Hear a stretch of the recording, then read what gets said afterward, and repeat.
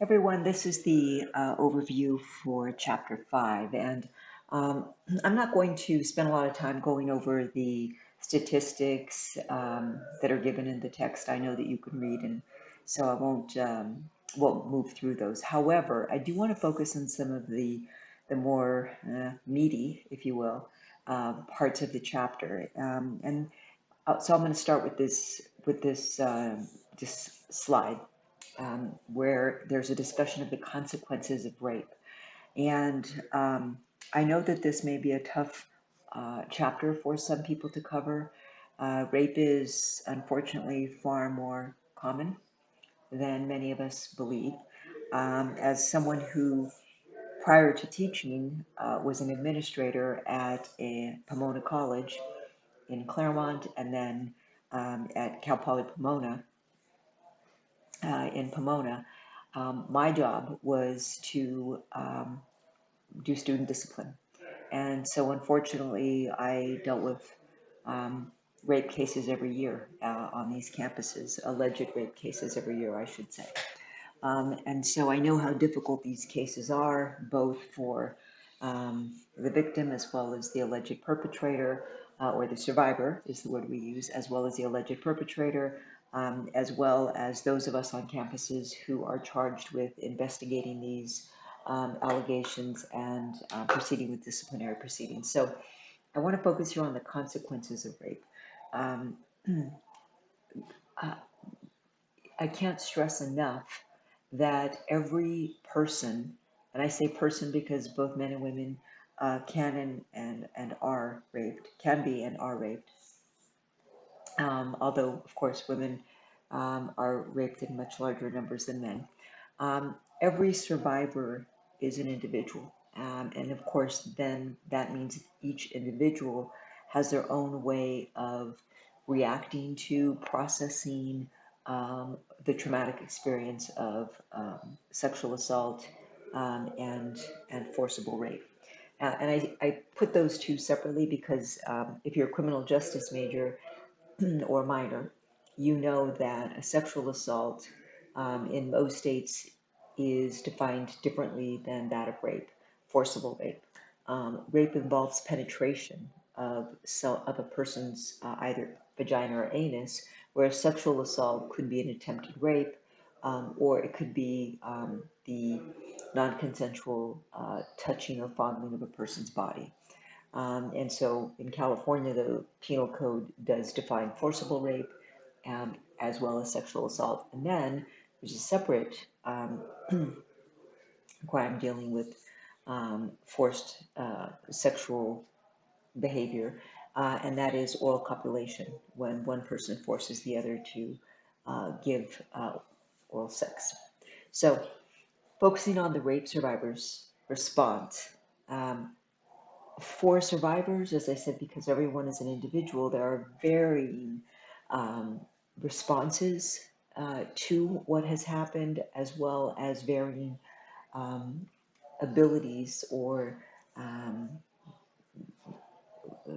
I don't want to say abilities, varying responses to um, how that person responds to um, help, to people who are supporting him or her. I once talked to a young woman at Cal Poly Pomona. It was the end of the school year. She was a freshman. That had been her first year at college, and it turned out that in that first quarter, within about the first month or so, she had been raped um, by someone in her friendship group. She had established a friendship group, and one night she was raped by one of those individuals, and so she chose to just back out of that friendship group, have very little contact with the friendship group.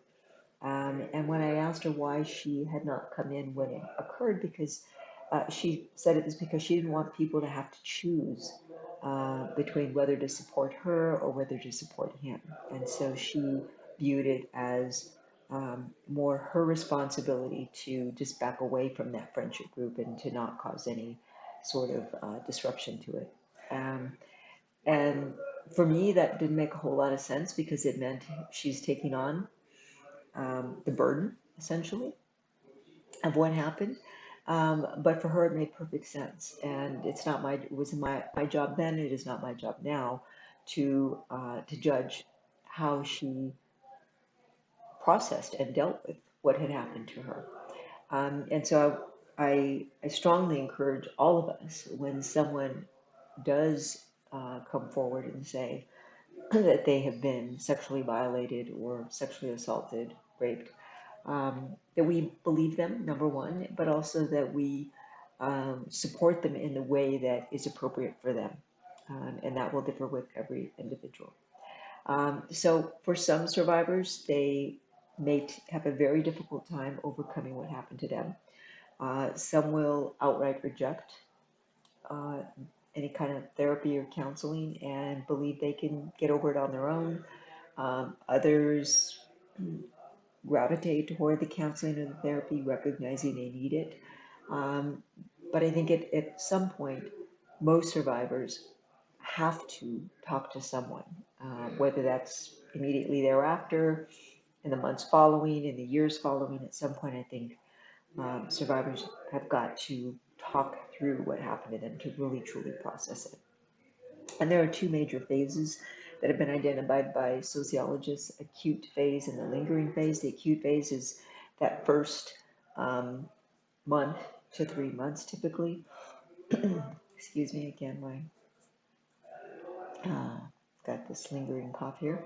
The acute phase is that first, immediately thereafter, and then typically can last up to about 6 months, wherein the survivor is trying to come to terms with what happened, trying to understand what happened, and really trying to process and move through what happened.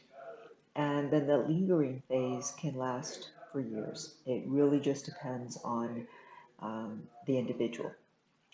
Many survivors have extreme fear, shock, humiliation. They may blame themselves. They may suffer from anxiety after. Some may even experience post-traumatic stress disorder or PTSD because it is a very traumatic experience for some.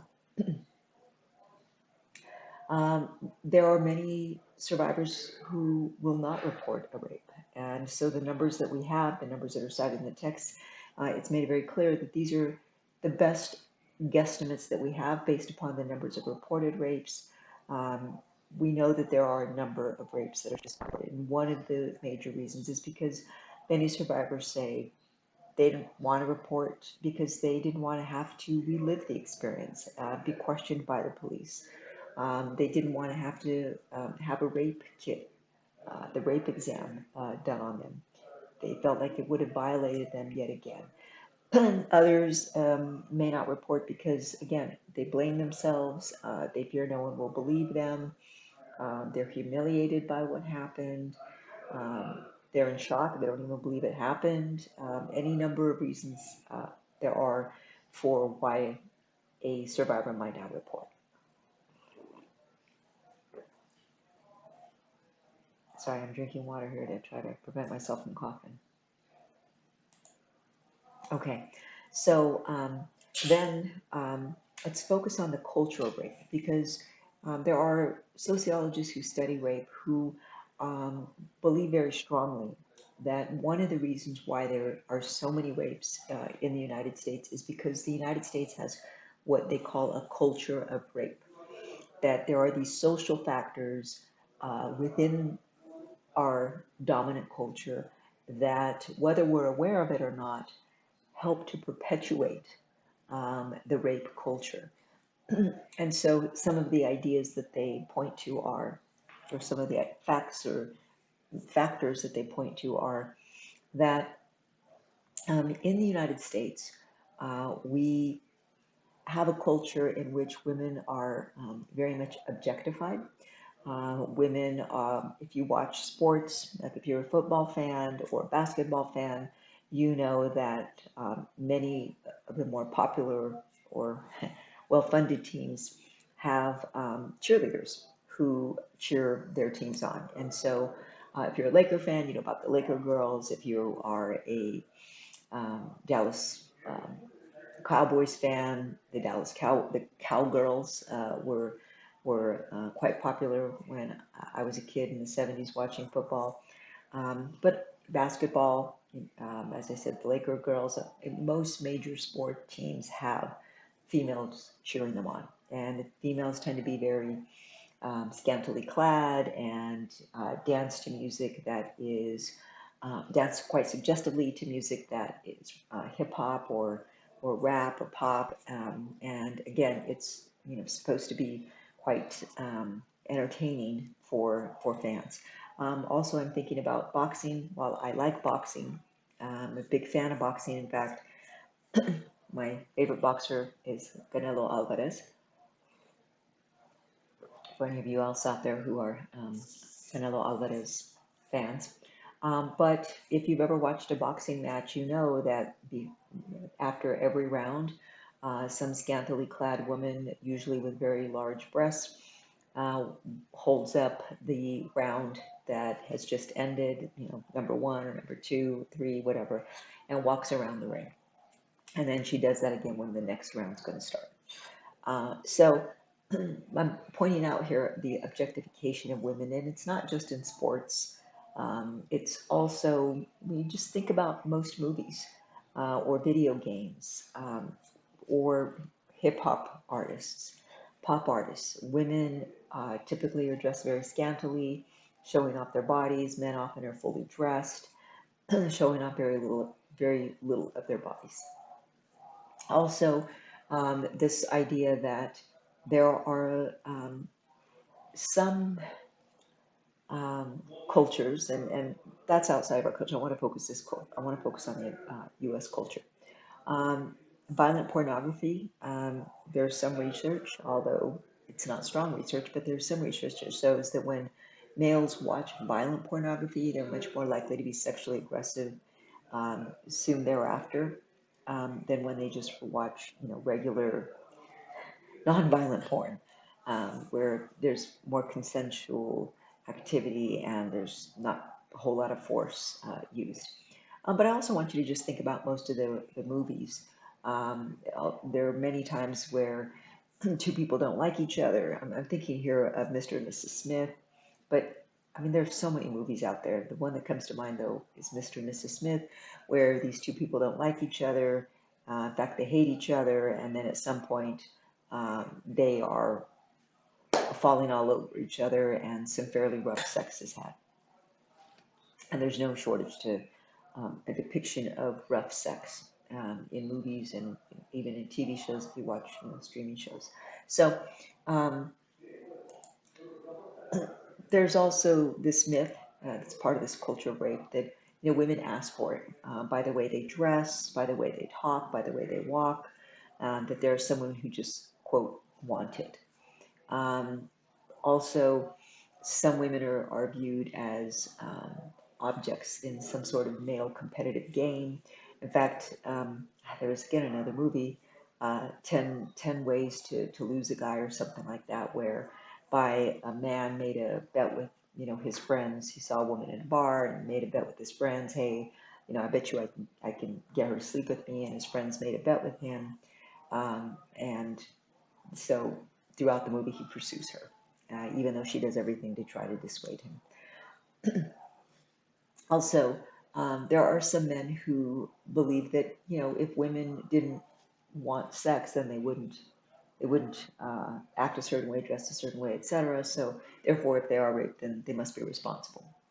And I'm talking about not men who do the rape, but just men in general who may read about a rape and they think, oh well, she was out late at night by herself, or oh, she must have been scantily clad, or she accepted that ride, or she let the guy buy her a drink, etc.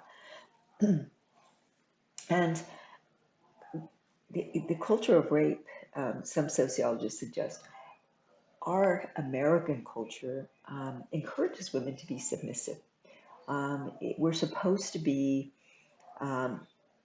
unaggressive. We're supposed to be cute and fix our hair and have the right body and wear the right clothes. And there are no shortage of advertisements, billboards, magazine articles telling us how to us meaning women, how to look beautiful, how to look sexy, how to please our man in bed, all these types of articles in women's magazines, etc. And so some women, they believe that they're not supposed to be smart, act smarter than the guy, or let the guy know that they're smarter than him, or they are supposed to be treated to a meal, and they're supposed to wait for a male to ask them out, etc.